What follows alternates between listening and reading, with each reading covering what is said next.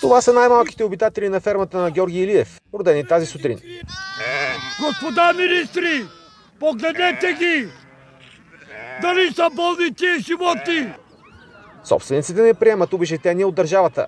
Около милион и няколко хиляди, които не ни трябват. На нас ни трябва стадото. Ние без стадото не можем да живеем. Ако почнат със сила да влизат в фермите, трябва да убият мене пръв, тогава да им разрешат. 10 дни след първите съмнения за чума, стопаните ни показват поставени от инспекторите обеззаразител. Малко сено, найлон и вещество, с което са напръскали. Оградителните ленти около фермата са поставени от ентусиасти. Лично аз ги поставях тук с приятели, които са на място. БАБХ за сега не се ангажират със срок за получаване на резултатите от пробите в Европейската лаборатория.